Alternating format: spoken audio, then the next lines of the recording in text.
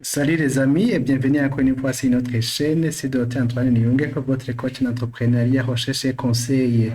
Dans cette vidéo, nous allons vous montrer comment vous pouvez automatiser le calcul du tableau du flux de trésorerie par la méthode directe.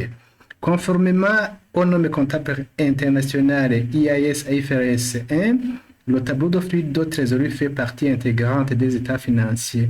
Et la norme IAS-IFRS 1 montre qu'il y a deux méthodes qui permettent d'établir le tableau de flux de trésorerie.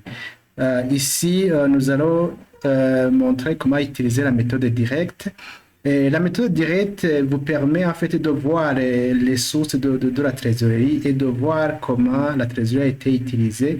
Alors que la méthode indirecte, elle, au niveau de la partie de la source du flux de trésorerie opérationnelle, elle part du résultat, du résultat comptable pour corriger son résultat en fait de dégager le sort ou le flux de trésorerie ici de la partie opérationnelle en faisant les réintégrations ou les retraitements des éléments de produits de charge sans incidence sur la trésorerie.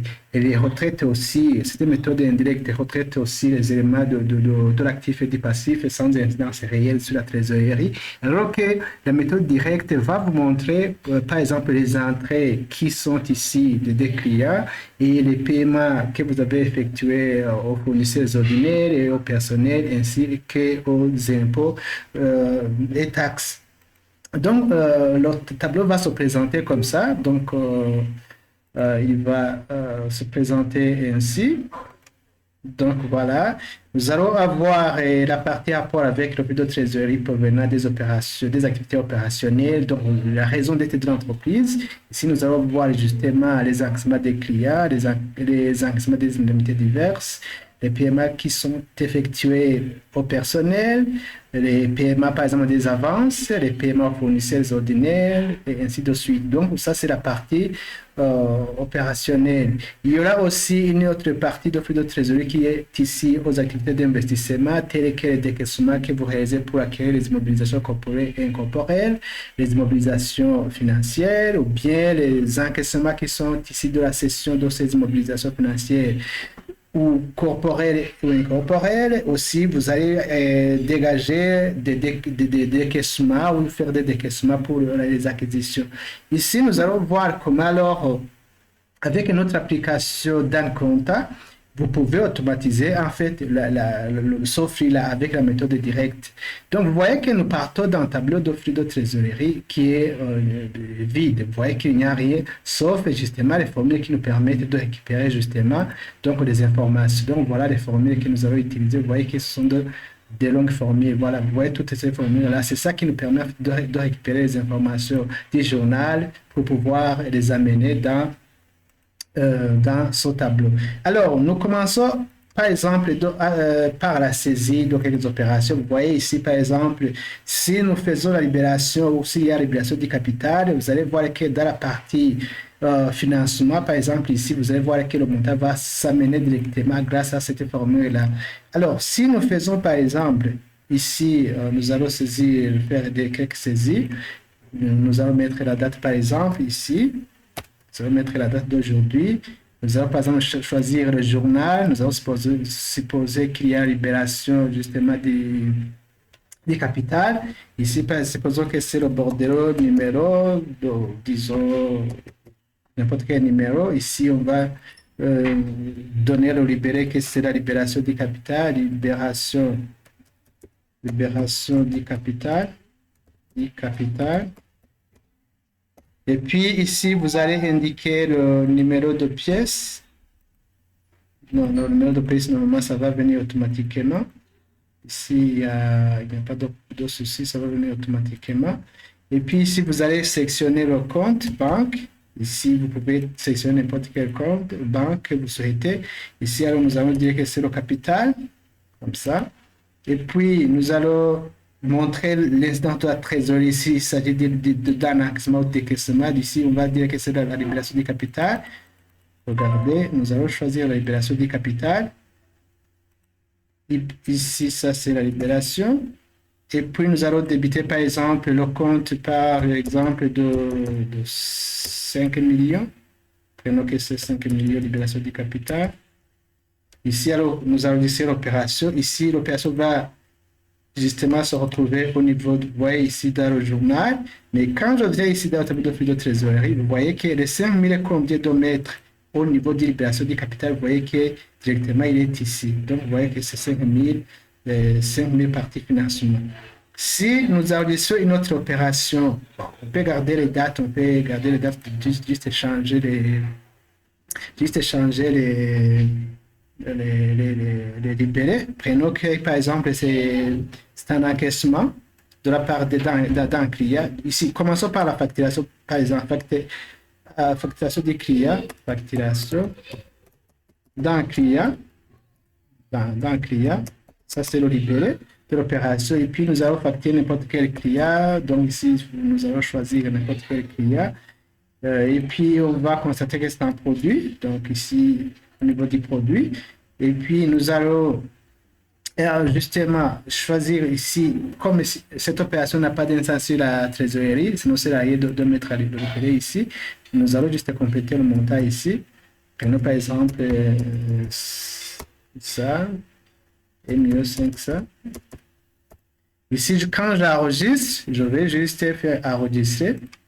Nous avons cette opération ici au niveau du journal, vous voyez l'opération, mais ici au niveau de la trésorerie, vous voyez que rien n'a changé, ce n'est que les 5 000 justement qu'on a mis quand on a libéré le capital. Alors, supposons que le client va payer, donc paye, donc c'est le client 441,12. Enregistrons par exemple le paiement. Ici, disons que bon, on peut garder ces opérations comme ça, mais maintenant on va voir que c'est le paiement du client. Paiement du client. Ça, c'est le libéré. Mais comme ça va affecter la trésorerie, on va justement, au niveau ici, on va choisir le libéré. Prenons qu'il a payé sur n'importe quelle banque. Ici, donc, c'est le 41, c'était 41,12. Voilà, c'est le client qui a payé. Ici, on va dire que c'est l'encaissement de la part du client. Ici, on va chercher encaissement. Oui, encaissement des clients. Si juste on va faire que c'est l'encaissement des clients. Juste comme ça. Encaissement de la part des clients. Ici, qu'est-ce qui se passe? Encaissement. Donc, je vais choisir l'encaissement de la part du client. Voilà. Supposons qu'il a payé 1 million par exemple. Vous allez voir de la partie encaissement, donc encaissement de la part du client.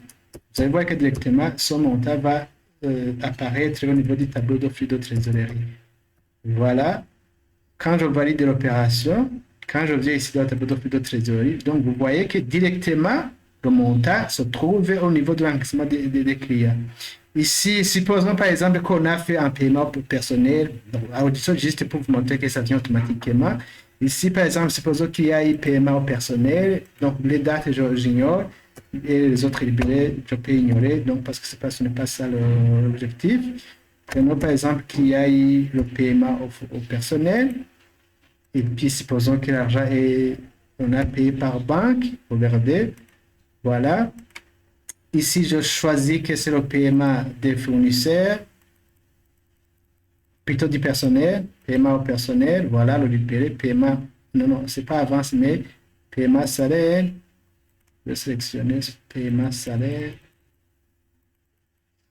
paiement salaire.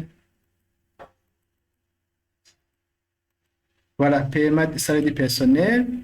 Ici, je sélectionne paiement salaire du personnel. Voilà. Ici, supposons qu'on a payé, par exemple, 600 000. Voilà. Ici, 600 000. Ici, je vais mettre 600 000. 600 000. Vous allez voir dans la partie, donc ici, vous voyez qu'ici, il n'y a rien, paiement aux personnes, vous voyez qu'il n'y a rien. Donc, quand je saisis l'opération, vous allez voir au niveau du journal, voilà, regardez, je saisis l'opération. Vous voyez l'opération ici au journal que je viens de faire, mais aussi, vous voyez ici que ça vient automatiquement paiement du personnel, vous voyez que ça vient automatiquement. Et vous voyez aussi que plus on fait des paiements, donc ici, on va justement, ça va diminuer. Le flux de trésorerie provenant des activités opérationnelles va diminuer. Donc ici, on fait une autre opération n'importe où. On peut faire une autre opération.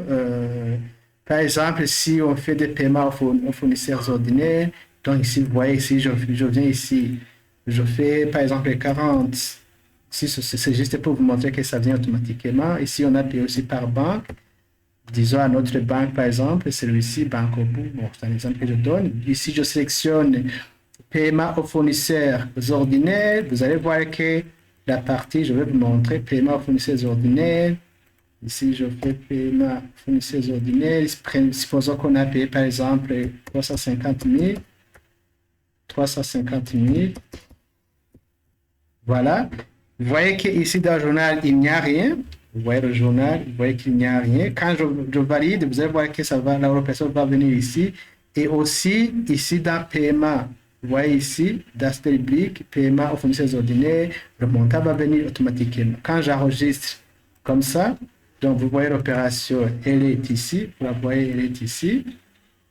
Et aussi, vous voyez ici que ce paiement a été rapatrié ici.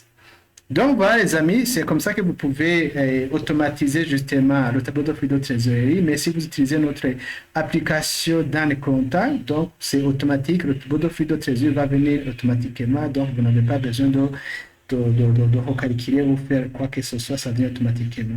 Si vous avez aimé cette vidéo, si vous avez besoin de cette application, n'hésitez pas de nous contacter. À la prochaine vidéo, bye.